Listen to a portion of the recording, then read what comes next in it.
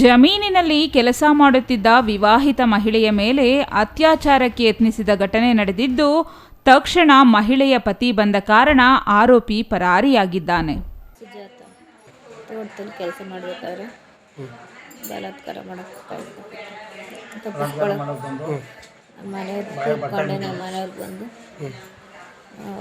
ಕಂಡಿದ್ರು. ಅವ್ರಿಗೂ ಹೊಡೆದ್ಬಿಟ್ಟು ಕಚ್ಬಿಟ್ಟು ಓಡ್ಬಿಟ್ಟು ನನಗೂ ಹೊಡೆದ್ಬಿಟ್ಟು ಕುಡುಗ್ಲಲ್ಲಿ ಕಡ್ಜೆಟ್ಟಿ ಅವರು ನವೀನ ನನಗೆ ಗೊತ್ತಿಲ್ಲ ಸರ್. ನಾನು ಒಬ್ಬಳೇ ಇದ್ನಲ್ಲ, ತರಿತಾ ಇದ್ದೆ. ಹಿಂದೆಗಡೆಯಿಂದ ಸೌಂಡ್ ಮಾಡದೆ ಬರ್ತಿದ್ದು. ನಾನು ಕೂತ್ಕೊಂಡೆ, ಯಾರೂ ಇರಲಿಲ್ಲ. ಗಾಯ ಹೊಯ್ಕೊಂಡಿದ್ದೆ.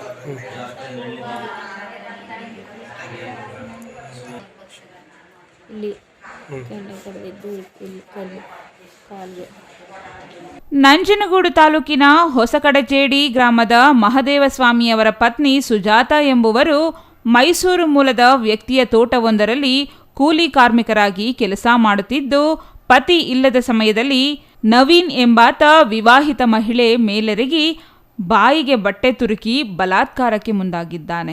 ಮಹಿಳೆ ಚೀರಾಡುತ್ತಿರುವುದನ್ನು ಕೇಳಿ ಸಮೀಪದಲ್ಲಿದ್ದ ಆಕೆಯ ಪತಿ ಮಹದೇವಸ್ವಾಮಿ ಸ್ಥಳಕ್ಕೆ ಆಗಮಿಸಿದಾಗ ಆತನ ಮೇಲೆಯೂ ಕುಡುಗೋಲಿನಿಂದ ಹಲ್ಲೆ ಮಾಡಿದ ಕಾಮುಕ ನವೀನ್ ಪರಾರಿಯಾಗಿರುವುದಾಗಿ ನೊಂದವರು ತಿಳಿಸಿದ್ದಾರೆ.